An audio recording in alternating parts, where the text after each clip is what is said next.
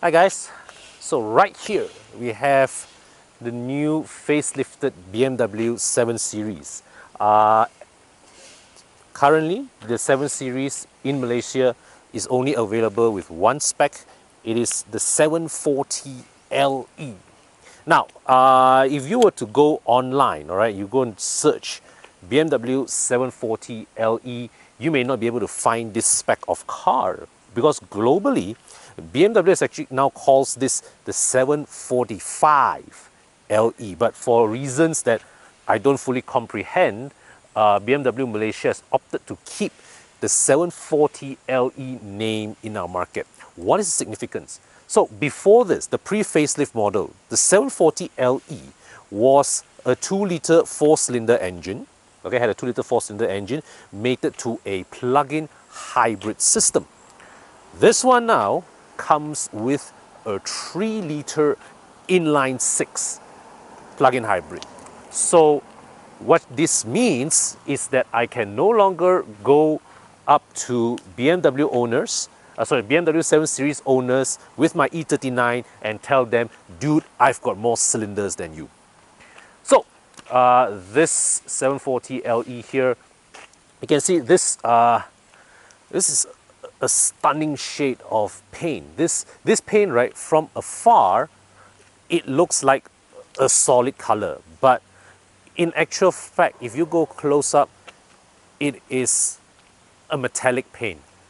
Now, I think a lot of people would want to debate really, the biggest point of debate with this car externally would be its styling, the front end. Look at this. Honestly, in pictures, it looks damn ugly. But in person, this large big nose grille, it grabs your attention with its sheer presence.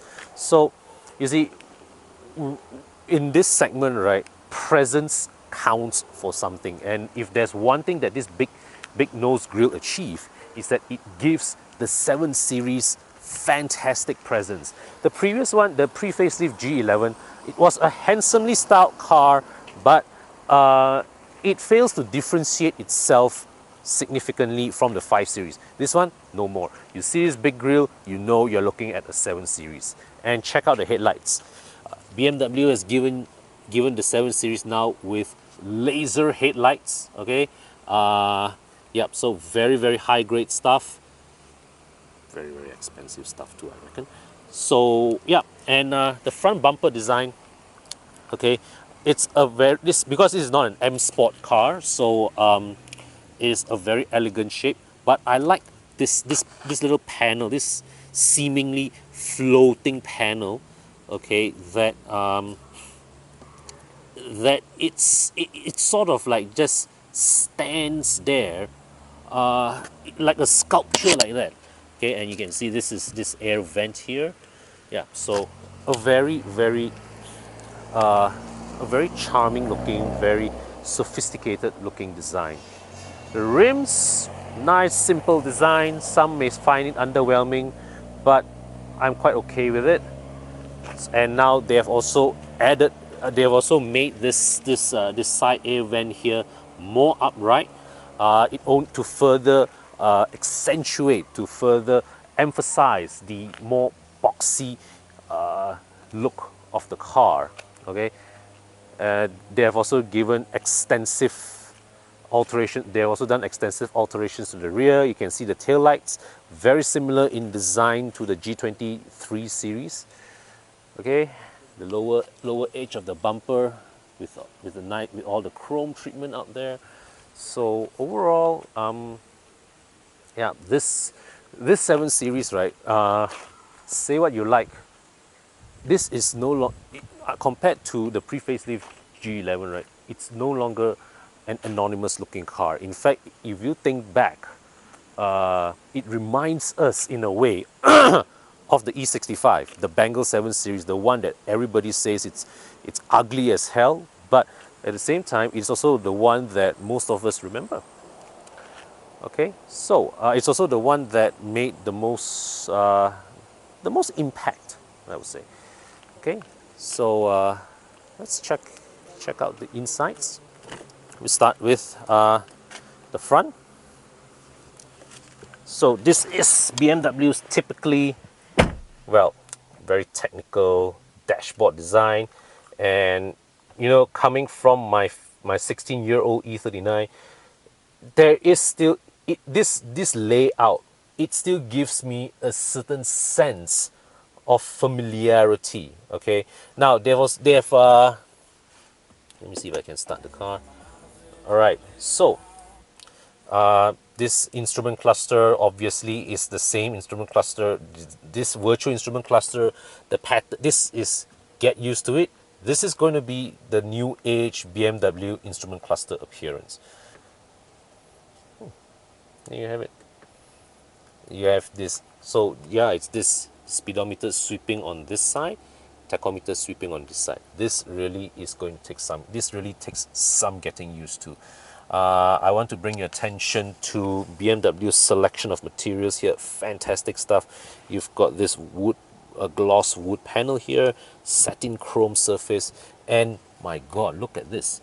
This to me is impressive. This, well, this plastic, but the fact is they took the effort to mold this plastic in a way that it comes out and meets the door handle almost seamlessly. This is fantastic effort, fantastic attention to detail. And you see that attention to detail continues to the lock and unlock button here. So you can see this line, it flows into the lock and unlock button. Very, very nice touch. So you can see here as well, this panel here, the light control panel, also nice selection of materials. And so the gloss black wood here, it flows into the instrument cluster here as well. Very, very nice. Okay, you come over here. So this panel here, a very horizontal panel, and it's still, BMW obviously does not buy into the idea of a full touchscreen interface just yet. So it's still a relatively, by today's standards, a relatively button-heavy center console. So this panel here, spring-loaded. So it's a two-stage spring-loaded mechanism. Very nice. So you push this one time, all right, to access the cup holder. You push it a second time to access the wireless charging tray. Brilliant. This panel here, pretty much the same panel as you see in the 5 Series, but yeah, you see nice selection of materials. I remember, right, the first time I sat in the G11's cabin, the pre-facelift model. Even at that time, I was already taken aback by the the massive step up in quality, in material selection from the F01. This one here seems to have taken the step up even more. It's as if, as right, BMW looked at its car.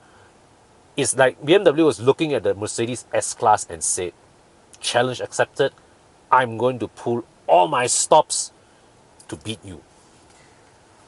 And certainly no shortage of effort here. You can see this panel here, this is the interior lighting. Okay, so got these nice patterns here as well. And check out the 2 sunroofs. Okay, so these elements here, they are sort of reflective elements that when you light them up at night, it's supposed to give you a star-like pattern on the sunroof. Very nice touch. And you can see the stitching here. Okay, the joining of this cloth trims along the edges of the sunroof, very nicely executed here as well. These grab handles with the wood insert here. Wow, this is fantastic, man. The quality of this car, I swear BMW must have raised the quality of this car even from the pre-facelift coming to this one. This is closer to Bentley quality than it is to 7 Series quality that I remember. Absolutely fantastic. This is, I think, almost BMW individual kind of quality. You can see the A-pillar here also. A cloth trim. Nice pattern on the front seats. And even the front passenger gets a memory function as well. So brilliant. Let me just go to the back. We go to the tauke seat lah. Okay. All right. Okay, I'm going to put you here. All right, so right here I've got fantastic accommodations. Let me just see. I got recline adjustment. It's adjusted to full recline. Oh, but I can push the seat forward as well. I literally can set myself into flying first class. Ah, there you have it. I can push the front seat forward.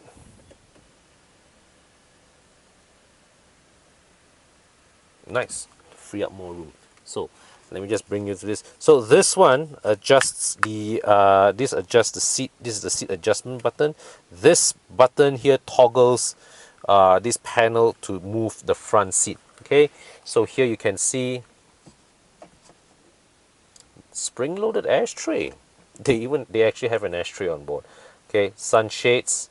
This once again this door handle. This one, the execution of this plastic piece. This is less impressive than the one in front, lah, to me. Okay, but still good effort. And this grab area here, it's a very recessed grab area. Okay, Harman Kardon speakers. This lighting, this lighting here as well, very nice touch. Overall, right, I absolutely struggle to find any sign of dodgy materials or substandard build quality here in this car. Let me just, okay, so you've got a mirror. Hi guys. And rear aircon control panel.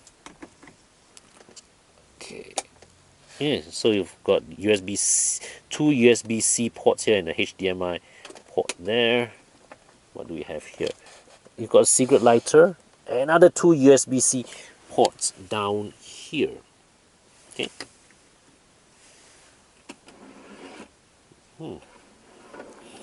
Not the smoothest mechanism, but feels solid. And let me just press this out. This opens this this lid here. Nice storage area, and you press this button. It ejects this this control panel out here. This is a Samsung tablet which is connected to the iDrive. Okay, very nice. And check this out. So I drop this in. These two things here just come out, hold it back into place. Very nice touch. Yeah. So let me just step outside. Okay, so to show you here, all this finishing here, excellent finishing. Yeah, you've got some hard plastic here, but it's a very hard to reach area. This perhaps still separates BMW from the Bentley, Rolls-Royce Stratosphere, where where even this parts here would have been covered with leather. But here, still fantastic effort by BMW. Here you can see this part is leather. This is the gloss wood trim. This is the satin chrome trim here. Very nice, very nice. Okay, we open the boot. Of course, power boot adjustment, and unavoidable because it's a plug-in hybrid. The boot space is inevitably compromised.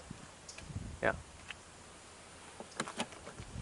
So, but fantastic, man. Absolutely. Overall, in terms of spec-wise, build quality-wise, this is such a fantastic proposition. I mean, most importantly, they have upped the engine from a 2-liter inline 4 to a 3-liter inline 6. And don't talk to me about road tax and all that, because at this level of affordability, 2,000 ringgit a year to you is nothing. All right. What's more important is that now your 7 Series will have the refinement and the smoothness of a 3-liter inline 6 that truly befits a car of this segment. All right. Yes, I actually enjoy the ride and the handling sharpness of the 2-liter variants of the G12, but really, a car like this in this segment, in this price point, at this stature, it should have a 3-liter engine at least.